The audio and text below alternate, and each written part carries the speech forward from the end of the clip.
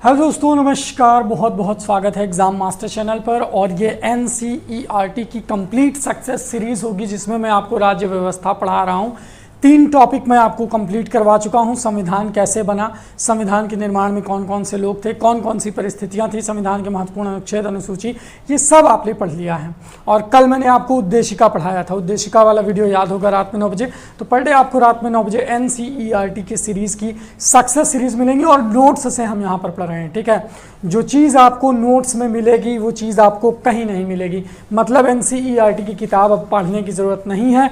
जो पॉइंट्स मैं आपको बता दे रहा हूँ वो बस नोट कर लो। इस वीडियो में हम बात करेंगे राजतंत्र से लेकर के लोकतंत्र तक कैसे क्या प्रोसेस हुआ, राजतंत्र की क्या क्या प्रणाली है, क्या क्या विशेषता है और क्या क्या क्वेश्चन आपके एग्जाम में पूछता है। तो कंपटीशन में आना है तो इस पर जानना पड़ेगा। देखिए, यहाँ से शुरू करते हैं हम लोग। राजतंत्र, सबसे पहले जान लो कि राजतंत्र है क्या।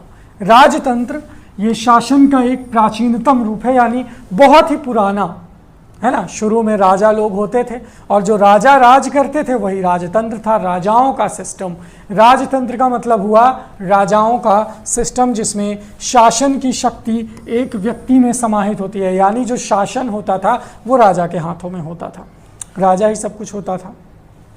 लेकिन अब क्या है, शासन की शक्ति बट गई है, केंद्र में, राज्य में, फिर जिला में। इस तरह से जो राज मुकुट को धारण करता है वो आनुवांशिक उत्तराधिकार के आधार पर पद ग्रहण करता है, यानी राजा का बेटा राजा बनता था, वो था राजतंत्र।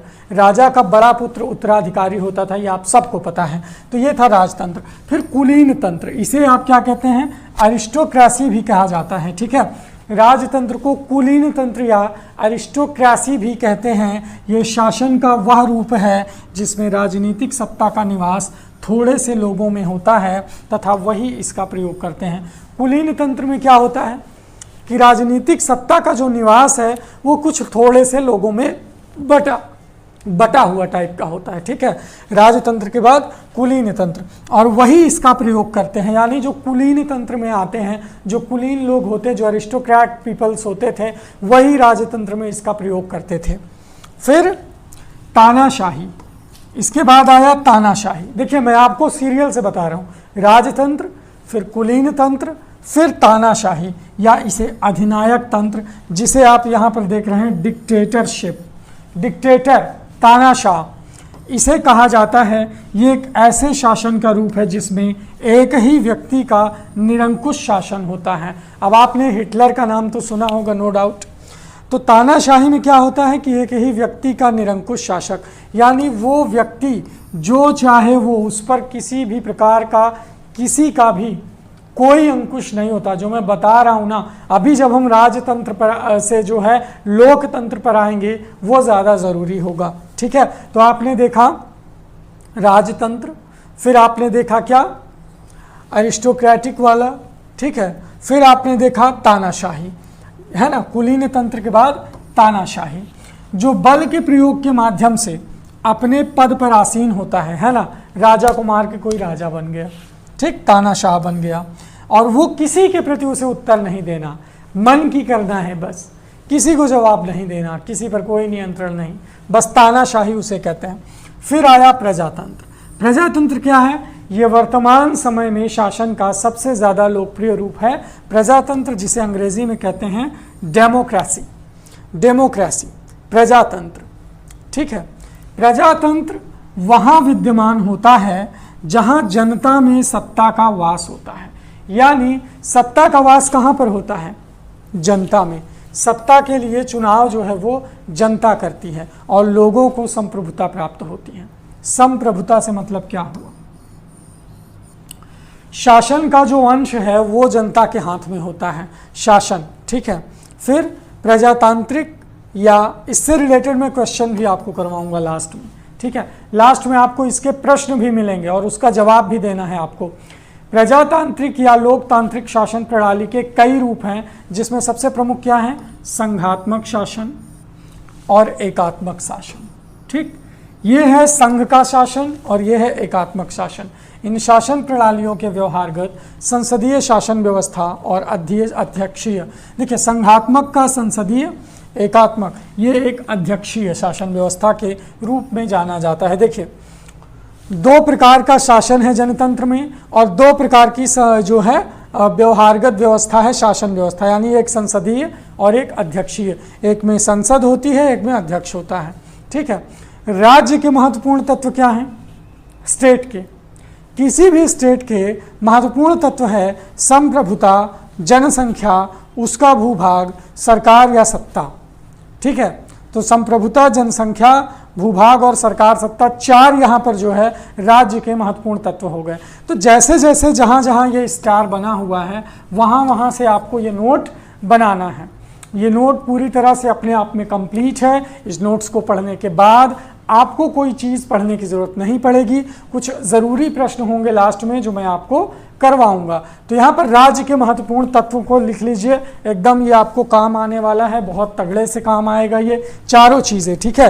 राज्य के महत्वपूर्ण तत्व के बाद यहाँ पर अगर हम बात करें, किसी भी राज्य का अनिवार्य तथ्य क्या होता है? संप्रभुता होती है। सबसे ज़्यादा राज्य का अनिवार्य तत्व है संप्रभुता। इसके बिना कोई भी राज्य राज्य की श्रेणी में नहीं आता है, यानी जिस राज्य में संप्रभुता नहीं है उसे हम राज्य नहीं मानेंगे। जैसे भारत क्या है? भारत राज्यों का एक संघ है, समझ गए? इसके बिना कोई राज्य। सन 1947 के पहले एक राज्य के रूप में हमारा देश भारत संप्रभु नहीं था। देखिए, जो एग्जाम्पल, जो बात कही जा रही है, इस बात को सुन के, इस बात को देख करके आप अच्छे से समझ जाओगे कि कैसे राजाओं के ज़माने से धीरे धीरे धीरे धीरे धीरे धीरे कुलीन तंत्र आया, फिर कुलीन तंत्र से धीरे धीरे धीरे धीरे, चलिए मैं आपको एक नॉर्मल बता देता हूँ। पहले राजा होते थे, राजा और बाकी लोग प्रजा। फिर धीरे धीरे राजा मतलब जो है, जब राजा सही से नहीं हुए तो प्रजा में ही जो मतलब धनी लोग थे, जो कुलीन लोग थे, जो वैभवशाली लोग थे, उन्होंने अपनी सत्ता स्थापित की, कुलीन तंत्र सत्ता। ठीक है। एक विशेष क्षेत्र, जमींदारी टाइप का, एरिस्टोक्रेट एक तरह से मान लो, जमींदारी टाइप का। फिर उसके बाद आई तानाशाही। तानाशाही का मतलब ये हुआ कि जिसके पास सेना, उसे किसी को जवाब नहीं देना, राजा को मार के बन गए राजा। अब किसी से कोई जवाबदेही नहीं, कोई अंकुश नहीं, जनता के प्रति कोई कर्तव्य नहीं, जो मर्जी आया ऐश किया, जो मर्जी आया कानून लगा दिया, जिस पर चाहा टैक्स लगा दिया। जनता क्या जा रही है, कहाँ जा रही है, जनता की ज़रूरत क्या है, कोई मतलब नहीं। उसके बाद आया प्रजातंत्र। 47 के पहले एक राज्य के रूप में हमारा देश भारत क्या था? संप्रभु नहीं था। क्यों नहीं था? क्योंकि उस समय भारत पर भारत की जनता का शासन नहीं था। देखिए, संप्रभु क्यों नहीं था? क्योंकि भारत देश पर भारत की जनता का शासन नहीं था। किसका था? ईस्ट इंडिया कंपनी का था। ठीक, ईस्ट इंडिया कंपनी ये जो है शासन करती थी उसके पहले, ब्रिटिश क्राउन ये। ठीक, भारतीय संविधान के अनुसार देश में संसदीय शासन प्रणाली को अपनाया गया। अब इंडियन कॉन्स्टिट्यूशन के अनुसार जो है हमारे देश में क्या किया?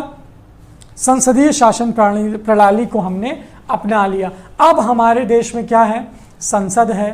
संसद में बैठने वाले सांसद हैं, जिन्हें जनता चुन करके संसद में भेजती है, पार्लियामेंट में। फिर वो अपना नेता चुनते हैं, वो प्रधानमंत्री कहलाता है ना। सांसद लोग अपना जो नेता चुनते हैं उसी को हम प्रधानमंत्री कहते हैं। इसमें जनता द्वारा चुने हुए प्रतिनिधि, ये प्रतिनिधि कौन है? सांसद। जनता किसे चुनती है? सांसद। और विधायक, ये जो है जनता डायरेक्ट इनका चुनाव करती है, और यही सांसद विधायक जो है अपने अपने स्तर पर, राज्य और केंद्र स्तर पर व्यवस्था का संचालन करते हैं। तो इतना समझ गए ना, राजतंत्र समझ गए, कुलीन तंत्र समझ गए, तानाशाही समझ गए और प्रजातंत्र समझ गए कैसे होता है। अब देखो, संसदीय शासन प्रणाली को मंत्रिमंडलीय शासन प्रणाली भी कहते हैं। यानी ये जो आपकी संसदीय शासन प्रणाली है ये मंत्रिमंडलीय शासन, क्यों? क्योंकि संसदों का मंत्रिमंडल होता है। जैसे मंत्रालय होता है ना, शिक्षा मंत्रालय है, तमाम तरह के मंत्रालय हैं, खाद्य मंत्रालय है। तो सांसद विधि निर्माण की सर्वोच्च संस्था होती है। इस प्रणाली में क्या है कि सांसद जो है, संसद आपकी, यानी जो आपकी पार्लियामेंट है, वो कानून निर्माण की सबसे ऊंची संस्था मानी गई है। ठीक है, कानून कौन बनाता है? संसद बनाती है। ठीक है, और कार्यपालिका अपने समस्त कार्यों या कृत्यों के लिए संसद के प्रति जवाबदेह होती हैं। आपको पता होगा कि यहाँ पर जो है लोकसभा, राज्यसभा और न्यायपालिका, कार्यपालिका है ना। न्यायपालिका, कार्यपालिका और विधायिका, एक्चुअली देखिए यहाँ पर है ना, संसदीय शासन प्रणाली में कार्यपालिका का अस्तित्व, विधायिका का उसके विश्वास के प्रति बहुमत रहता है। ठीक है, तो ये 3 भाग में बटा हुआ है टोटल हमारा जो शासन है, संसदीय शासन। ठीक है, इसके बाद भारत की राजनीतिक व्यवस्था में संपूर्ण सत्ता को, यानी जो कंप्लीट आपकी संपूर्ण सत्ता है भारतीय राजनीतिक व्यवस्था में, जो आपकी संपूर्ण सत्ता है, ये केंद्र में और राज्य में संवैधानिक रूप से बटी हुई है। यानी केंद्र में हम सांसद भेजते हैं और राज्य में हम विधायक भेजते हैं, और इन्हीं दोनों के माध्यम से देश के नियमों का, कानूनों का, विधि का, सबका संचालन किया जाता है। ठीक है, तो ये नोट है भाई, इसको नोट कर लो। बाकी जो है अगर यहाँ पर बात करें, भारतीय प्रशासनिक राजनीतिक व्यवस्था विशुद्ध रूप से एक लोकतांत्रिक गणतंत्र है। यानी भारत में विशुद्ध रूप से एक लोकतांत्रिक गणतंत्र जो है लगा हुआ है। फिर आता है अध्यक्षात्मक शासन प्रणाली। अध्यक्षात्मक शासन प्रणाली में क्या होता है, जिसे आप राष्ट्रपतीय शासन प्रणाली के नाम से जानते हो। राष्ट्रपतीय शासन प्रणाली, ठीक है, राष्ट्रपति की शासन प्रणाली, इसके नाम से आप इसे जानते हैं, जिसमें समस्त कार्यपालिका की शक्ति राष्ट्रपति में निहित है। कार्यपालिका की शक्ति किस में है? राष्ट्रपति शासन में, राष्ट्रपति में निहित होती है। ठीक है, कभी कभी हमारे कुछ जो केंद्रीय स्टेट हैं उसमें राष्ट्रपति शासन ही है ना, तो वहाँ की कार्यपालिका राष्ट्रपति में ही है। राष्ट्रपतीय शासन प्रणाली का सर्वोत्तम उदाहरण है अमेरिका। देखिए, ये अमेरिका की राजनीतिक प्रशासनिक व्यवस्था है। ठीक, अध्यक्षात्मक शासन प्रणाली में राष्ट्रपति विधायिका को भंग नहीं कर सकता। अध्यक्षात्मक शासन प्रणाली अगर है तो राष्ट्रपति विधायिका को भंग नहीं कर सकता, बल्कि राष्ट्रपतीय शासन प्रणाली में सत्ता केंद्रीकृत होती है। ठीक है, जैसे राष्ट्रपति शासन प्रणाली में सत्ता केंद्रीकृत कैसे? जैसे डोनाल्ड ट्रंप में ही सत्ता है ना, जो सेंटर है वो राष्ट्रपति हैं। लेकिन हमारे यहाँ राष्ट्रपति के पास सत्ता नहीं है। हमारे यहाँ किसके पास सत्ता है? संसद, पार्लियामेंट और प्रधानमंत्री के केंद्र में शक्ति जो है, केंद्र की जो शक्ति है वो प्रधानमंत्री में है। और यही शक्ति जो हमारे यहाँ प्रधानमंत्री में है, यही शक्ति राष्ट्रपति वाले में कहाँ होती है? जैसे अमेरिका वगैरह में राष्ट्रपति, वहाँ पे प्रधानमंत्री तो उतना इम्पोर्टेंट नहीं होता जितना राष्ट्रपति होता है। तो जान लीजिए, राष्ट्रपति ही कार्यपालिका का प्रमुख होता है। अध्यक्षात्मक शासन प्रणाली में राष्ट्रपति अपने मंत्रियों के चुनाव में स्वतंत्र होता है। ठीक है, अपने मंत्री को जो है राष्ट्रपति ही चुनता है, और मंत्रियों के चयन में व्यवस्थापिका की भूमिका नाम मात्र की होती है। याद रखिए, अमेरिका में यही कानून चल रहा है। भारतीय संविधान की प्रस्तावना में प्रयुक्त वाक्य हम भारत के लोग, ये स्पष्ट करता है कि भारत में सत्ता का एकमात्र स्रोत क्या है? जनता है। हमारे प्रियम्बल में है ना, प्रस्तावना में, हम भारत के लोग। इसका मतलब ये हुआ कि भारत में सत्ता का एकमात्र सोर्स कौन है? जनता है। थोड़ा सा यार लाइट चली गई है, इसके लिए खेद चाहता हूं। फिर से शुरू करते हैं।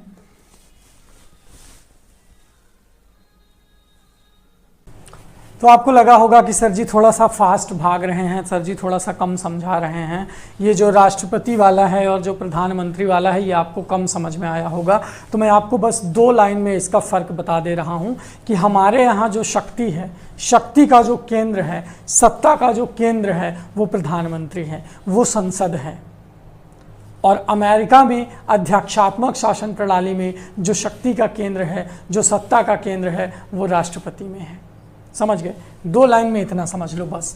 तो बहुत ज़्यादा तेज नहीं हूँ, अभी तो हम जो है घुसे हैं राजतंत्र में, और इसके आगे बहुत सारी चीज़ें हैं जो आपको अभी देखना है। हमारे यहाँ मंत्रिमंडल होता है, मंत्रालय होता है, मंत्रालय के अध्यक्ष होते हैं, तमाम तरह के आयोग होते हैं, तो ये सारी चीज़ें हैं, ठीक है। अध्यादेशात्मक शासन प्रणाली, जिसे हम राष्ट्रपतीय शासन प्रणाली कहते हैं, ये अमेरिका, ठीक है, सबसे उत्तम उदाहरण क्या है? अमेरिका अध्यक्षात्मक का। और संसदात्मक का सबसे बेस्ट उदाहरण क्या है? हमारा भारत, संसदात्मक शासन प्रणाली, यानी जहाँ पर केंद्र क्या है? संसद है, और जहाँ पर अमेरिका में क्या है? केंद्र क्या है? अध्यक्ष होता है, ठीक है। तो ये है अध्यक्षात्मक और संसदात्मक में अंतर। तो भारत में सत्ता का एकमात्र सोर्स क्या है? सोर्स समझ रहे हो? साधन। तो सत्ता का साधन क्या है? सत्ता का साधन है जनता, यानी सत्ता को कौन चुनता है? जनता चुनती है। सांसद को कौन चुनता है? जनता चुनती है, हम चुनते हैं, और हमारे द्वारा चुने गए सांसद ही किसको चुनते हैं? प्रधानमंत्री को चुनते हैं। तो ये है सोर्स, जो है एकमात्र सोर्स कौन हो गया? हमारा जनता, यानी हम भारत के लोग, हम ही लोग चुनते हैं हमारे शासन करने वाले लोगों को, ठीक है, जो प्रतिनिधियों का निर्वाचन सत्ता संचालन के द्वारा करती है। तो भारतीय लोकतंत्र में जनप्रतिनिधियों को जनता के सेवक का दर्जा प्राप्त है। लेकिन क्या सच में ये सब जनता के सेवक हैं? बताओ। NCERT में हमें तो ये पढ़ा दिया गया कि जो नेता हैं ये जनता के सेवक हैं, लेकिन ये जनता के मालिक हैं, जनता पे ही अत्याचार करते हैं, जनता का वोट लेकर के, जनता का ही हक मारते हैं, जनता को ही गरीब कर देते हैं, जनता से ही टैक्स वसूलते हैं, जनता से ही काम करवाते हैं, खुद इनका सब चीज़ टैक्स फ्री रहता है, खुद ये सारी सुविधा देखते हैं, इनके लिए रास्ते में जाम लग जाता है और इनकी गाड़ी जो है निकल जाती है।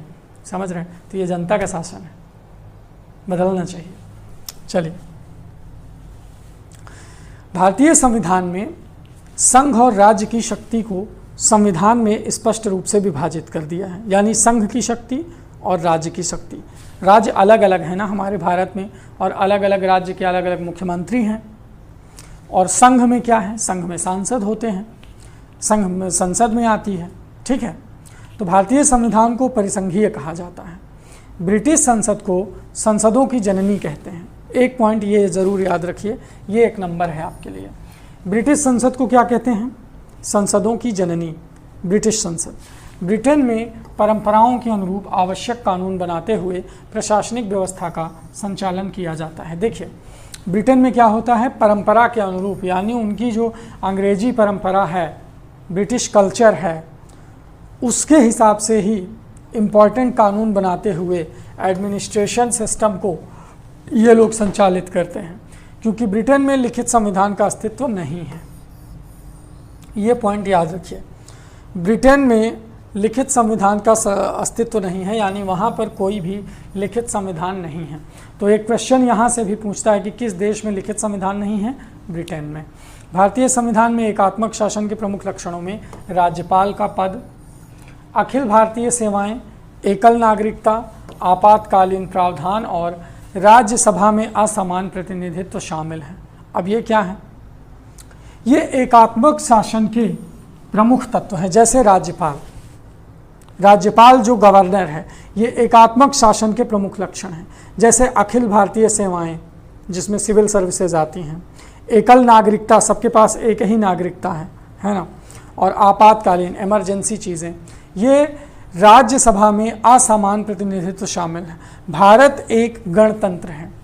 इसका मतलब है कि भारतीय राजनीतिक प्रशासनिक व्यवस्था के सर्वोच्च पद राष्ट्रपति पर निर्वाचित व्यक्ति आसीन होता है, ठीक है, राष्ट्रपति पर निर्वाचित व्यक्ति आसीन होता है। भारतीय संविधान में संघात्मक और एकात्मक दोनों व्यवस्था पाई जाती हैं, क्योंकि यहाँ प्रधानमंत्री भी होता है और यहाँ राष्ट्रपति भी होता है। तो यहाँ पर अगर देखा जाए तो संघात्मक और एकात्मक दोनों व्यवस्थाएं हमारे कॉन्स्टिट्यूशन में आपको मिलती हैं, लेकिन ये मूल रूप से संघात्मक है। क्यों? क्योंकि प्रधानमंत्री साहब ज़्यादा शक्तिशाली हैं। संघ, ये जो सांसदों का संघ बनता है, ये ज़्यादा पावरफुल है राष्ट्रपति की अपेक्षा, ठीक है। केसी व्हीयर ने भारत को अर्धसंघीय कहा है। भारतीय संघवाद को सहकारी संघवाद जी ऑस्टिन ने कहा है। भारतीय संविधान को ज़्यादा कठोर और अधिक लचीले के बीच एक संतुलन स्थापित करता है, ये केसी व्हीयर ने कहा है। किसने कहा है? केसी व्हीयर। और भीमराव अंबेडकर के अनुसार संविधान को संघात्मकता के तंग ढांचे में नहीं ढाला गया है, ये याद कर लो। ये कहीं ना कहीं एक नंबर के लिए आपका ज़रूरी है। NCERT में जब आप चैप्टर पढ़ोगे हमारा शासन, ठीक, हमारा शासन, तो वहाँ पर आपको चैप्टर में ये चीज़ मिलेगा, ठीक है, भीमराव अंबेडकर का। अब पहला क्वेश्चन देखिए आपकी स्क्रीन पर है, इसी से, शासन प्रणाली से, कौन सा राज्य का सबसे ज़्यादा महत्वपूर्ण तत्व है? क्वेश्चन से क्लियर हो जाएगा, जो थियरी से नहीं क्लियर हुआ। जो थियरी से नहीं क्लियर हुआ कहने का मतलब ये है भैया कि थियरी मैंने आपको बता दी है, इससे आप नोट्स बनाओ, नोट्स बना लोगे, उसे फिर से पढ़ोगे तो समझ जाओगे कि संसदीय शासन और एकात्मक शासन, अध्यक्षीय शासन, क्या डिफरेंस है इसमें, समझ गए। फिर कौन सा राज्य का सबसे महत्वपूर्ण तत्व है? हमारा ध्वज, राजधानी, संप्रभुता या शासन अध्यक्ष? तो जवाब होगा संप्रभुता। राज्य का सबसे महत्वपूर्ण तत्व है संप्रभुता। भारत को 47 से पहले क्यों संप्रभुता नहीं कहा गया?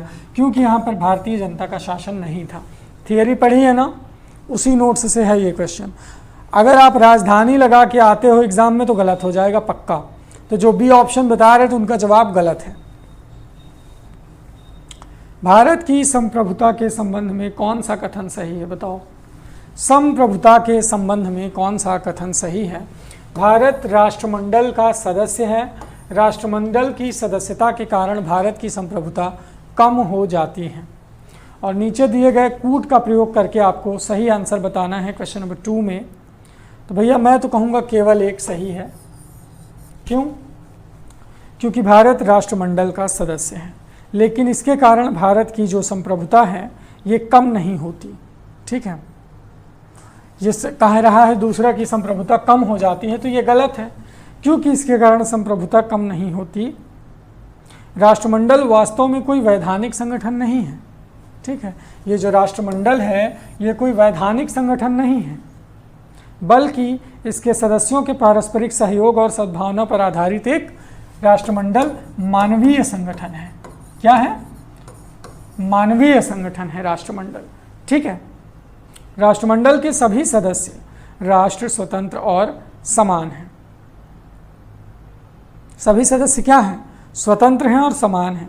और ब्रिटिश सम्राट के प्रति निष्ठा जैसी कोई शर्त या यहाँ पर आपको ब्रिटिश क्राउन के प्रति समर्पण की आवश्यकता नहीं है, ठीक है।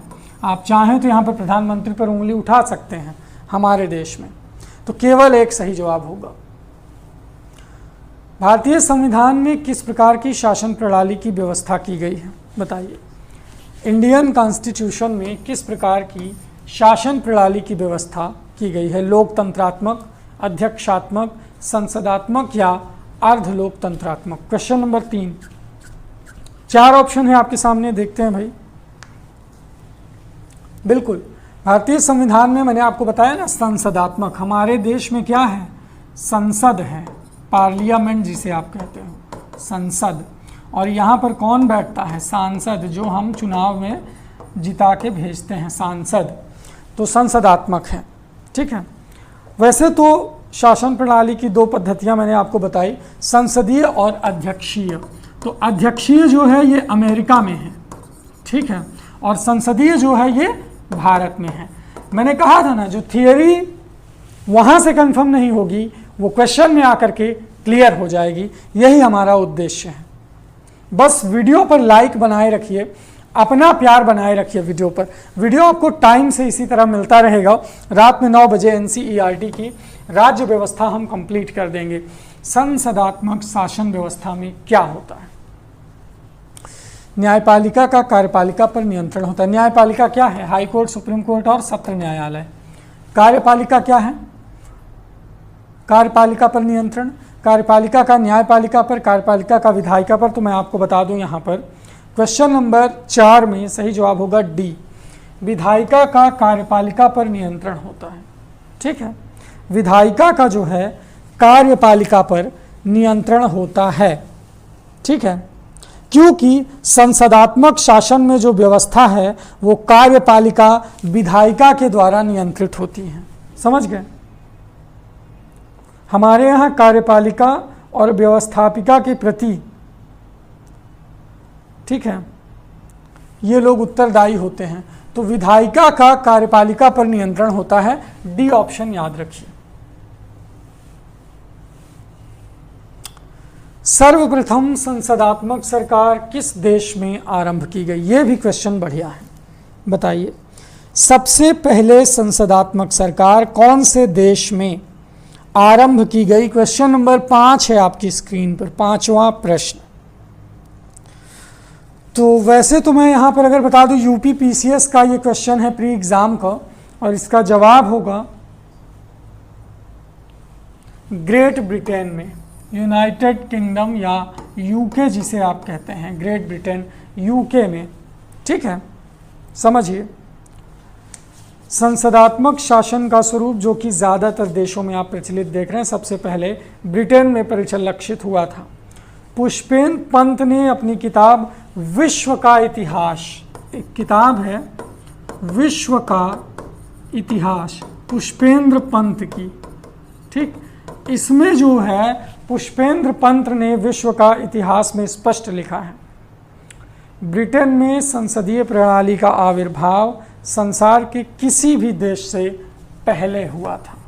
ब्रिटेन में, ठीक, संसदीय शासन प्रणाली का आविर्भाव ब्रिटेन में संसार के किसी भी देश के पहले हुआ था। Is that clear? कौन सी भारतीय संविधान की विशेषता नहीं है, बताइए। क्वेश्चन नंबर 6, निम्नलिखित में से कौन सी भारतीय संविधान की विशेषता नहीं है? क्वेश्चन नंबर 6 है आपकी स्क्रीन पर, और संसदात्मक सरकार, अध्यक्षात्मक सरकार, स्वतंत्र न्यायपालिका या संघात्मक सरकार, बताओ सही जवाब क्या होगा। देखिए, भारतीय संविधान यानी इंडियन कॉन्स्टिट्यूशन। अब हमारे संविधान में आप देखेंगे कि संसदात्मक सरकार तो है, क्योंकि सरकार संसद से राज्य करती है। स्वतंत्र न्यायपालिका भी है, आपने देखा होगा कि न्यायपालिका स्वतंत्र है, चाहे वो हाई कोर्ट हो, चाहे वो सुप्रीम कोर्ट हो, या फिर सत्र न्यायालय हो। इस पर किसी भी प्रकार का कोई राजनीतिक दबाव आपको देखने को नहीं मिलेगा। और संघात्मक सरकार तो है ही, तो अब क्या बचा? विशेषता नहीं है, अध्यक्षात्मक सरकार सही होगा ना। ये अमेरिका में है अध्यक्षात्मक सरकार। तो बी ऑप्शन के बाद देखेंगे अगला क्वेश्चन। भारत में संसदीय प्रणाली की सरकार है क्योंकि, बताइए। 7वां क्वेश्चन, क्योंकि लोकसभा जनता द्वारा प्रत्यक्ष रूप से निर्वाचित होती है, क्योंकि संसद संविधान का संशोधन कर सकती है, क्योंकि राज्यसभा को भंग नहीं किया जा सकता, क्योंकि मंत्रिपरिषद लोकसभा के प्रति उत्तरदायी है। ये IAS प्री एग्जाम 2015 का क्वेश्चन है, देख लीजिए आप लोग अच्छे से। और अब बताइए कि आपका जवाब क्या होगा एग्जैक्टली। बताइए, भारत में संसदीय प्रणाली की सरकार है क्योंकि सही जवाब होगा मंत्रिपरिषद जो है ये लोकसभा के प्रति उत्तरदायी है, डी ऑप्शन। समझ लीजिए इस चीज को। सबको पता है कि भारत में संसदीय शासन है, ये आप सब जानते हैं। भारत में कैसा शासन है? संसदीय शासन है, ठीक है, क्योंकि मंत्रिपरिषद के लोग सभा के प्रति उत्तरदायी हैं। मंत्रिपरिषद जो है वो लोकसभा के प्रति उत्तरदायी है। अनुच्छेद 75(3) में, आर्टिकल 75 भाग 3 में आप देखेंगे कि संसदीय शासन प्रणाली को मंत्रिमंडल व्यवस्था भी कहते हैं, ठीक है। संसदीय शासन प्रणाली को क्या कहते हैं? मंत्रिमंडल व्यवस्था। और इस शासन व्यवस्था में संसद विधि निर्माण की सर्वोच्च संस्था होती है। कार्यपालिका अपने सभी कार्यों के लिए संसद के प्रति उत्तरदायी है, और कार्यपालिका के सदस्य संसद के ही सदस्य होते हैं। समझ गए? तो कार्यपालिका तभी तक सत्तारूढ़ या कार्यरत रहती है जब तक उसे संसद लोकसभा पर विश्वास रहता है, तब तक कार्यपालिका सत्ता में रहेगी। तो एग्जैक्टली आज की थियरी और क्वेश्चन यहाँ पर मैं करता हूँ समाप्त, क्योंकि हो गई है क्लास बहुत लंबी और ज़्यादा कर दूंगा तो आपके दिमाग में इतना सारा कॉन्सेप्ट एक साथ जमा नहीं होगा। तो भाई क्लास आपको पसंद आई होगी, जल्दी से व्हाट्सअप पे जुड़ जाइए। हमारे नोट्स आपको मिलेंगे, पूरा NCERT जो अब उत्तर प्रदेश में भी लागू हो गया है। शिक्षक बनना है, यूपी टेट, सीटेट या कुछ भी आपको क्रैक करना है, कोई भी कंपटीशन, तो NCERT समरी के बेस्ट नोट्स प्लस पूरा कोर्स अवेलेबल हो जाएगा।